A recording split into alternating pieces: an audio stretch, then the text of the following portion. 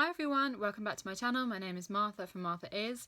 Today's video is all about our Pages for Periods readathon and what I am planning to read. So, if you're not familiar with Pages for Periods, I am doing a fundraising challenge where I am reading 100 pages per day for 26 days to raise money for Bloody Good Period.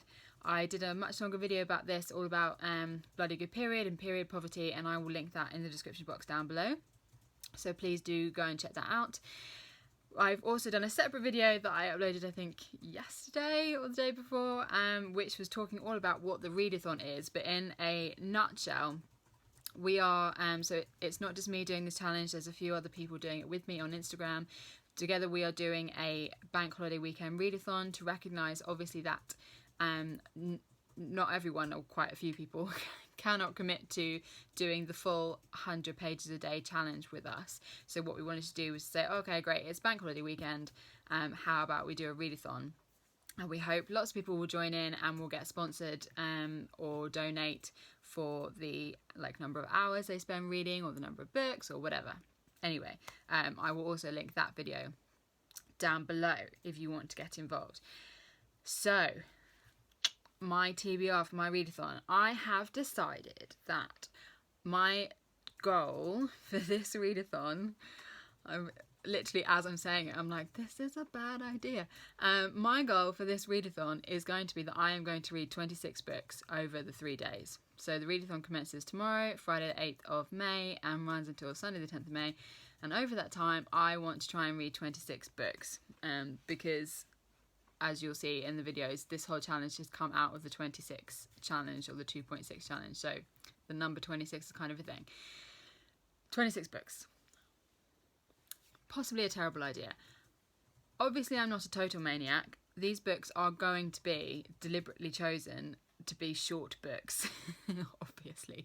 And in reality, they will probably be graphic novels, children's books, that sort of thing. Things that are not going to take a lot of time to read, like I said, because I'm not a total maniac. Now, my lovely friend Rosa, who offered to, who has already sponsored me for the overall challenge and offered to sponsor me additional money if I did a book buying ban, had already told me that if I was going to read a graphic novel a day for my 100 pages, that totally didn't count. And my husband also seems to think that graphic novels are cheating.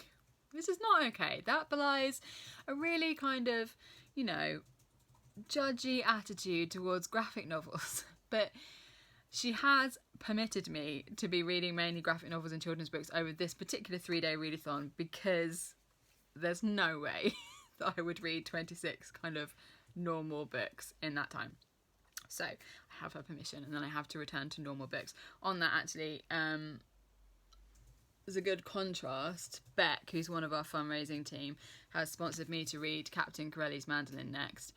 And this is over 500 pages and the type is very small. So that gives me further justification, I think, to have a lovely weekend of children's books and graphic novels before I have to dive into this monster.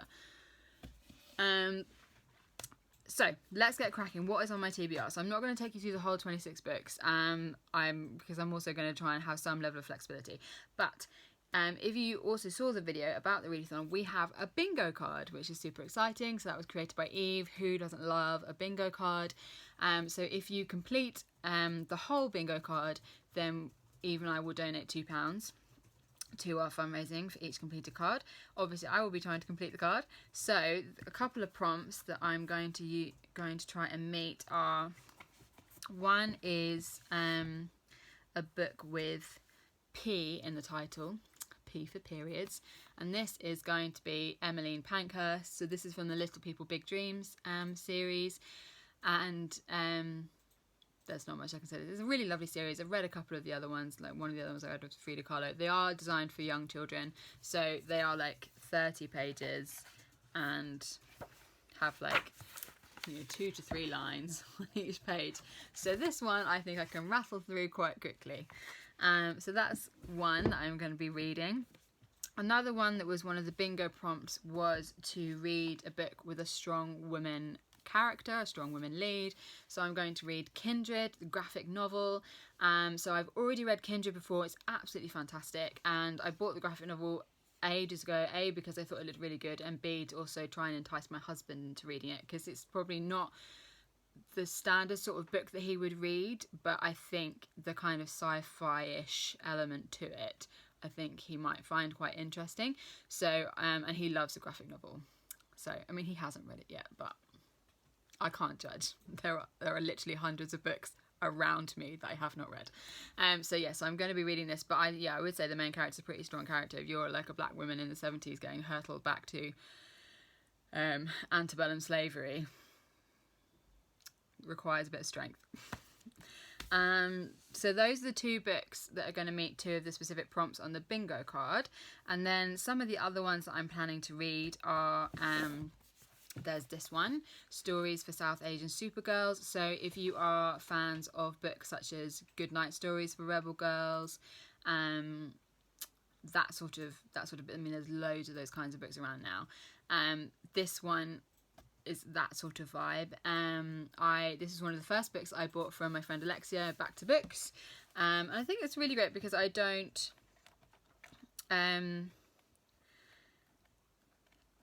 sorry, I'm just flicking through it. I'm just amusing myself now, sorry. But I think South Asian women is not an area that I know a lot about in terms of like history and, you know, icons beyond some of the more kind of well-known ones, like, you know, so you've got like Nadia Hussain, there's one, but then you've got people who I have not heard of, such as Sana Amanat, who is a marvellous comic creator. So yeah, I'm really looking forward to broadening my knowledge of kind of iconic South Asian women. So really looking forward to that one. I think what I'll probably try and do with that is sort of dip in and out of it and read it in chunks, because you don't want to kind of like, those sorts of books I find are not as kind of memorable and impactful if you just rattle through them in one go, like a novel, because then it's just like one person after another and you don't really remember. So I'll probably try and like break that up maybe over the weekend. Another one I want to read is Threadbare, Clothes, Sex and Trafficking by Anne Elizabeth Moore. So this was one that I bought recently from the Feminist bookshop, and it is a comics report from about global fashion and the sex trade. So that's, you know, super upbeat. But I think what's really good about the graphic medium is that you can take topics which are really, really heavy and make them feel more accessible and feel lighter because it's being told through illustration, even though the content may still be just as heavy as if you were reading it in a kind of a non-fiction written book. So yeah, I think this one could be a really interesting one. Another book that I bought quite recently is this another one that I got from Back to Books. So Tiny Moons. So this is published by the Emma Press, which is an indie press in Birmingham, which is why I chose this. So Tiny Moons, A Year of Eating in Shanghai. This is kind of a memoir. Well, it's a collection of essays about food and belonging. So the author is of New Zealand and Malaysian Chinese heritage. And so she's kind of looking back on her life and tracing the her heritage through food. So I thought that sounded quite interesting. And then the final one I think I definitely would like to read is this one, Feminist Fairytales. So I have a subscription called Heady Mix, which I will link in the box down below. They're a really cool subscription box where you get it every other month and you get 3 books in it. So it'll be 2 kind of substantial full-length books, and then this one which is a curated set of stories or essays or whatever according to whatever the theme of the box. So I think it was the December or the January box, it was called Feminist Fairytales, and so this was the one that was curated by Heady Mix. So it's really cool. I don't think you can get this anywhere else. You have to be a subscriber to get these. So yeah, so quite looking forward to this, and it's red. That's part of the reason I chose it, is that it's red. So I think this one, like Stories for South Asian Supergirls, is probably one I'll dip in and out of again, because if you read them all in one go, it kind of all just sort of blurs into one. So maybe I'll alternate between the two. Who knows? So there you go. That is 1, 2, 3, 4, 5. That's 6 books that I'm hoping to read over the weekend out of my 26. It's fine. I'm going to do it, guys. I'm going to do it.